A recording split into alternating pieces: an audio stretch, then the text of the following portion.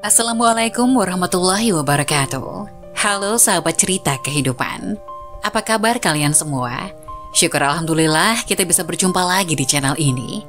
Salawat dan salam selalu tetap tercurah kepada junjungan kita, Nabi besar Muhammad SAW. Tidak lupa kami sampaikan salam sehat, salam sejahtera. Semoga kita semua tetap dalam lindungan Allah Subhanahu wa Ta'ala. Seperti biasa, kita akan berbagi kisah dari yang unik, menarik, sampai bikin nangis. Semoga bermanfaat.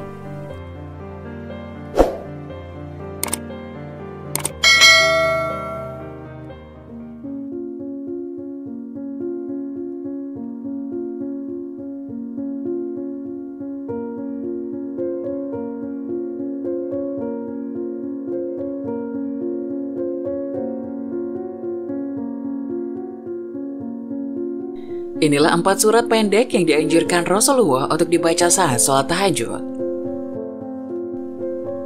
Sholat tahajud merupakan sholat sunnah yang dikerjakan pada malam hari, sesudah mengerjakan sholat isya hingga terbit fajar dengan kondisi sesudah tidur meskipun hanya sebentar. Sholat tahajud dapat dikerjakan dengan rakaat tak terhingga. Waktu yang paling dianjurkan untuk mengerjakan sholat tahajud adalah pada sepertiga malam, yaitu selepas tengah malam hingga memasuki waktu subuh. Hukum mengerjakan sholat tahajud adalah sunnah mu'akkad, yaitu ibadah sunnah yang sangat dianjurkan untuk diamalkan. Perintah mengenai sholat tahajud dijelaskan pada firman Allah Subhanahu wa Ta'ala pada Quran Surah Al-Isra ayat 79, artinya, "Dan pada sebagian malam lakukanlah sholat tahajud sebagai suatu ibadah tambahan bagimu. Mudah-mudahan Tuhanmu mengangkatmu ke tempat yang terpuji." Tidak sedikit orang yang bertanya surat apakah yang dibaca ketika melaksanakan sholat tahajud. Setelah membaca Al-Fatihah, bacaan surat pendek, sholat tahajud juga tak ada bedanya dengan sholat lain. Namun terdapat bacaan surat pendek sholat tahajud seperti dilakukan Rasulullah. Membaca surat pendek yang ringan ini seperti difirmankan Allah Subhanahu wa Ta'ala dalam surat Al-Muzammil ayat 20 yang artinya, "Sesungguhnya Tuhanmu mengetahui bahwasanya kamu berdiri sembahyang kurang dari 2/3 malam, atau 1/2 malam, atau sepertiganya. Dan demikian pula segolongan dari orang-orang yang bersama kamu. Dan Allah menetapkan ukuran malam dan siang. Allah mengetahui bahwa kamu sekali-kali tidak dapat menentukan batas-batas waktu-waktu itu. Maka Dia memberi keringanan kepadamu. Karena itu bacalah apa yang mudah bagimu dari Al-Quran.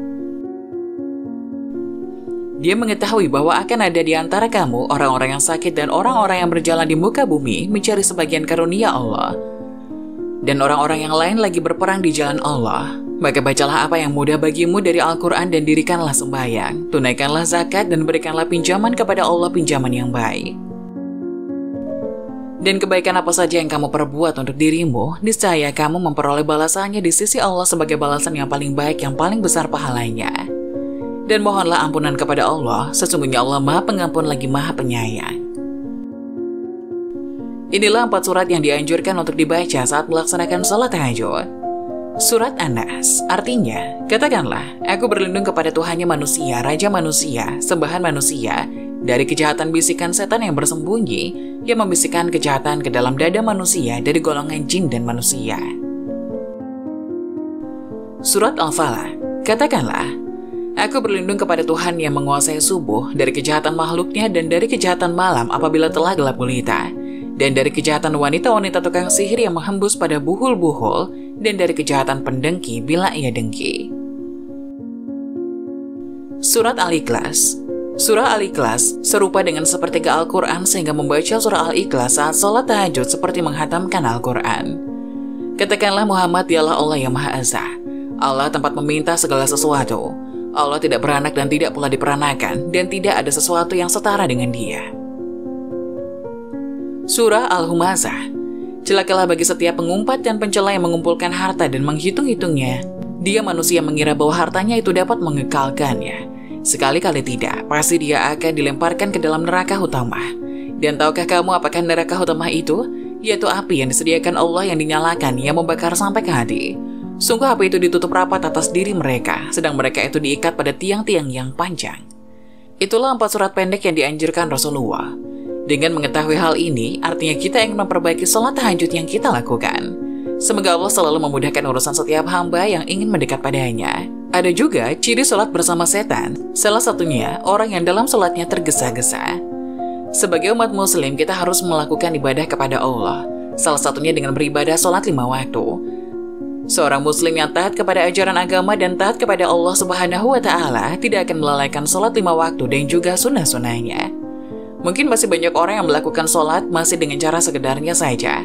Perlu diketahui untuk melakukan sholat yaitu harus khusyuk. Khusyuk sendiri memiliki arti yaitu kekuatan dari diri sendiri untuk melakukan suatu hal dengan niat yang sungguh-sungguh. Bahwa ada ciri-ciri orang yang ketika melakukan sholat ini bersama dengan setan. Di antara tipu daya datangnya pada kita salah satunya saat melakukan sholat.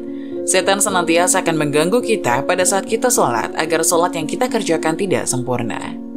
Sehingga setan lebih sering mengajak kita untuk tidak melaksanakan sholat. Salah satu contohnya yaitu kita merasa malas untuk melakukan sholat. Sholat adalah ibadah yang paling utama bagi orang muslim.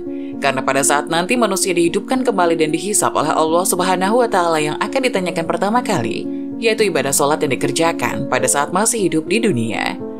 Inilah ciri-ciri orang yang ketika sholat bersama setan. Orang yang was-was dalam niat. Niat adalah pondasi dasar kita dalam melaksanakan sholat. Setan mengganggu kita dengan cara membuat pikiran kita was-was pada saat melakukan niat ketika ingin sholat.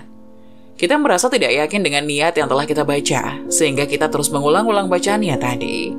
Dan hal ini dapat menghilangkan konsentrasi atau khusyuk kita kepada Allah Subhanahu wa Ta'ala.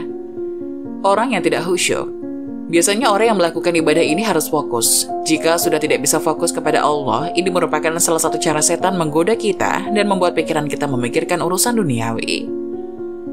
Orang yang merasa ragu buang angin. Setiap orang muslim pernah mengalami saat melakukan sholat, kita berbicara dalam hati, merasa telah mengeluarkan angin.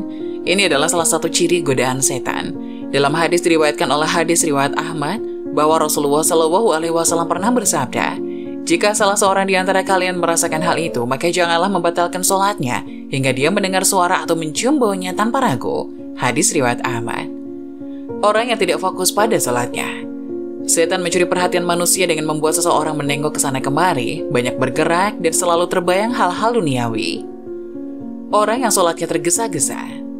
Salah satu yang sangat dilarang saat melakukan sholat adalah tergesa-gesa pada waktu melakukan sholat, sehingga tidak mendapatkan kenikmatan dari setiap rakaatnya.